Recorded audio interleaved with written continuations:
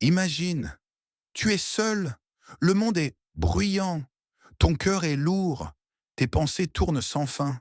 Et quelque part, dans l'invisible, Shaitan écoute, il attend, il espère ton oubli, il se nourrit de ton éloignement. Mais il existe une sourate si puissante qu'il ne supporte même pas de l'entendre, une sourate qui le brûle, qui le chasse, qui détruit ses murmures. Et aujourd'hui, je vais te révéler laquelle. 1. Shaitan est son plus grand objectif, il y a une guerre silencieuse. Pas une guerre que l'on voit avec les yeux, mais une guerre que l'on ressent dans le cœur. Chaque jour, chaque nuit, dans tes pensées, dans tes hésitations, dans ces moments où tu regardes le plafond sans comprendre pourquoi ton âme est fatiguée, Shaitan est là. Mais comprends une chose, Shaitan n'est pas toujours ce monstre effrayant qu'on imagine. Il ne vient pas forcément avec le péché immense. Il ne commence pas avec la chute brutale. Non, son arme la plus dangereuse, c'est la lenteur, c'est l'insensibilité. Il ne te dit pas renie Allah. Il te dit plutôt plus tard tu prieras, plus tard tu feras tauba, plus tard tu redeviendras proche d'Allah. Et ce plus tard est l'un des pièges les plus mortels. Parce que Shaitan sait que la plupart des gens ne tombent pas en une nuit, ils tombent en 1000 petits oublis. Un jour tu rates une prière, puis deux, puis tu ne ressens même plus la douleur de l'avoir raté. Un jour tu ouvres le Coran, puis tu le refermes rapidement. Puis les jours passent, et Shaitan ne veut qu'une seule chose, que ton cœur devienne froid, qu'il devienne comme une terre sèche, où la lumière ne pénètre plus. Allah nous avertit clairement. Certes, Shaitan est pour vous un ennemi, prenez-le donc pour ennemi. Sourate Fatir 35:6. Réfléchis à ce verset. Allah ne dit pas Shaitan est un simple obstacle. Non. Allah dit un ennemi qui te connaît, un ennemi qui sait comment tu pleures, un ennemi qui sait ce qui te manque, un ennemi qui sait quelle porte ouvrir dans ton âme pour te faire tomber. Et le plus effrayant, c'est qu'il n'a pas besoin de te pousser vers le pire. Il lui suffit de te faire oublier le meilleur. Il te murmure, tu n'es pas assez pur pour prier. Mais depuis quand la prière est réservée aux parfaits? La prière est justement pour les briser. Il te murmure, Allah ne te pardonnera pas.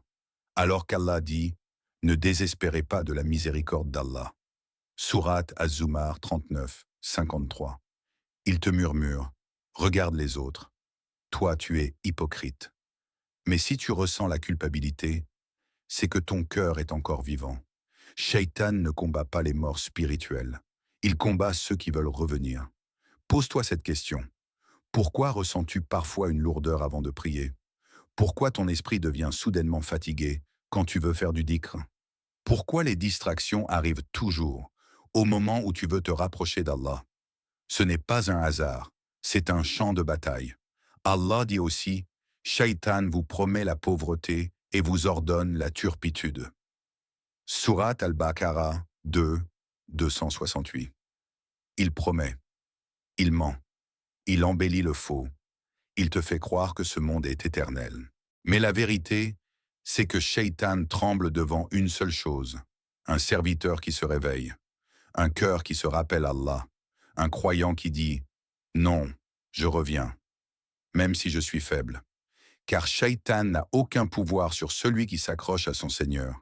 Et c'est pour cela qu'il déteste certaines paroles, certaines sourates, certaines lumières qui détruisent ses ténèbres. 2. La sourate que Shaitan déteste, Al-Baqarah. Imagine une maison comme toutes les autres. Des murs, des portes, des fenêtres, mais à l'intérieur, il y a deux réalités invisibles. Soit cette maison est remplie de lumière, soit elle est remplie de silence spirituel. Et Shaitan adore les maisons silencieuses. Le prophète, que la paix et le salut d'Allah soient sur lui, a dit une phrase bouleversante. Ne faites pas de vos maisons des tombes. Shaitan fuit la maison dans laquelle on récite Surat al-Baqarah. Muslim. Écoute bien. Ne faites pas de vos maisons des tombes. Pourquoi une tombe? Parce qu'une tombe est un lieu sans rappel. Un lieu où la voix du Coran ne résonne plus. Un lieu où l'âme est seule. Et Shaitan aime les tombes spirituelles. Mais dès que Surat al-Baqarah est récitée, il fuit, pas résiste. Pas discute. Il fuit, comme un voleur surpris par la lumière du matin. Car cette sourate n'est pas une simple récitation. C'est une forteresse. C'est un bouclier. C'est un feu contre l'invisible. Sourate al-Baqarah est longue, et Shaitan déteste ce qui demande de l'endurance. Il déteste ce qui construit une discipline. Il déteste ce qui transforme une maison en endroit habité par les anges. Car là où les anges descendent, les démons ne restent pas. Allah dit, « Et nous faisons descendre du Coran ce qui est une guérison et une miséricorde pour les croyants. » Sourate Al-Isra 17, 82. Une guérison, pas seulement du corps, mais du cœur, de l'angoisse, des disputes, des oppressions invisibles. Histoire, la maison qui changea en une nuit. On raconte l'histoire d'un homme, un homme ordinaire, pas un savant, pas un imam, juste quelqu'un qui vivait avec un poids inexplicable. Sa maison était devenue étrange, les disputes éclataient pour rien. La tranquillité avait disparu, même le sommeil était lourd. Chaque nuit, il ressentait une oppression, comme si quelque chose habitait l'air. Il pensait, c'est peut-être le stress. Mais au fond, son âme savait. Un jour, il visita un homme de science. Il lui raconta tout, et le savant lui dit calmement, « Récite Sourate al-Baqarah dans ta maison. » L'homme hésita. « C'est long, c'est difficile. » Mais il commença. La première nuit, il était distrait. La deuxième, fatigué. La troisième, comme si son cœur résistait, comme si quelque chose en lui disait « Arrête, ce n'est pas nécessaire. » Mais il continua, parce qu'il voulait la lumière. Après quelques jours, il sentit une différence. L'air semblait plus léger, les disputes diminuèrent. Et après une semaine, il s'assit dans son salon, et pour la première fois depuis longtemps, il ressentit la paix. Une paix silencieuse, comme si Shaitan avait quitté les lieux, comme si la maison respirait enfin. Et toi, quand la parole d'Allah a-t-elle résonné pour la dernière fois chez toi? 3. Pourquoi Al-Baqarah est si puissante? Il existe des paroles qui ne sont pas comme les autres, des paroles qui ne traversent pas seulement l'air, mais traversent les mondes invisibles. Quand tu récites le Coran, tu ne fais pas qu'émettre des sons, tu actives une lumière, tu réveilles quelque chose dans ton âme. Et Sourate Al-Baqarah n'est pas une sourate ordinaire, c'est un océan, une armure, un ciel ouvert au-dessus de la maison du croyant. Pourquoi Shaitan la déteste autant? Parce qu'elle contient des trésors, des versets si puissants qu'ils brisent ses chaînes. 1. Ayat al-Kursi, le trône de la protection. Au milieu de cette sourate immense se trouve un verset que les savants appellent le plus grand verset du Coran, un verset devant lequel même les démons tremblent. Ayat al-Kursi. Allah dit, « Allah, point de divinité en dehors de lui, le vivant, celui qui subsiste par lui-même. » Sourate Al-Baqarah 2, 255. Écoute ces mots. Le vivant. Cela signifie Allah ne dort pas. Allah ne s'absente pas. Allah n'oublie pas. Tu peux être seul dans ta chambre, mais Allah est là. Tu peux être brisé intérieurement, mais Allah est vivant. Et quand tu récites Ayat al-Kursi, c'est comme si tu proclamais « Mon Seigneur veille ». Le prophète, que la paix et le salut d'Allah soient sur lui, nous a donné une clé incroyable. Celui qui récite Ayat al-Kursi avant de dormir, un ange le protège et Shaitan ne s'approche pas jusqu'au matin. Imagine, tu poses ta tête sur l'oreiller. La nuit est sombre. Les pensées deviennent lourdes. Les regrets viennent. Les peurs se réveillent. Mais tu récites Allahu la ilaha illa huwa. Et à ce moment, un ange descend. Une protection invisible entoure ton sommeil. Shaitan regarde, et il ne peut pas s'approcher, parce que tu as placé entre toi et lui la parole du roi des rois. Ce verset est une forteresse, une porte fermée, un mur de lumière. 2. Les 2 derniers versets, un cadeau du ciel, et puis, il y a la fin. Comme si Allah, dans sa miséricorde, avait placé une conclusion céleste dans cette sourate. 2 versets, si profonds, qu'ils suffisent à eux seuls comme protection. Allah dit, Allah n'impose à aucune âme une charge supérieure à sa capacité. Sourate Al-Baqarah 2, 286. Arrête-toi ici, respire. Ce verset est un baume. Combien de fois as-tu pensé « Je n'y arriverai jamais ». C'est trop dur. Je suis trop faible. Mais Allah te dit « Je sais ce que tu portes. Et si c'est dans ton destin, c'est parce que tu peux le traverser. » Ces versets ne sont pas seulement une protection contre Shaitan, ils sont une protection contre ton propre désespoir. Le prophète, que la paix et le salut d'Allah soient sur lui, a dit « Celui qui récite les 2 derniers versets d'Al-Baqarah la nuit, cela lui suffira. » Cela lui suffira. Mais suffira contre quoi? Contre la peur qui t'empêche de dormir, contre les pensées qui tournent, contre les attaques invisibles, contre Shaitan qui veut te faire sombrer dans l'angoisse. Ces versets sont comme une couverture spirituelle. Comme si Allah te disait « Dors, je veille ». Et comprends ceci, Shaitan déteste ces versets, parce qu'il te rappelle que tu n'es pas seul. Il te rappelle qu'Allah est vivant, qu'Allah protège, qu'Allah pardonne, qu'Allah suffit. Et quand un croyant comprend cela, Shaitan perd son arme principale, la peur. 4. Question profonde au spectateur. Et maintenant, laisse-moi te poser une question. Pas une question pour remplir une vidéo. Une question pour ton âme. Quand as-tu récité Surat al-Baqarah pour la dernière fois? Pas rapidement, pas distraitement, mais avec présence. Quand as-tu laissé cette lumière entrer chez toi? Quand as-tu rempli tes murs de la parole d'Allah? Parce que, regarde, nous remplissons nos vies de tant de choses. Des voix, des écrans, des musiques, des préoccupations. Mais le Coran, parfois, reste fermé.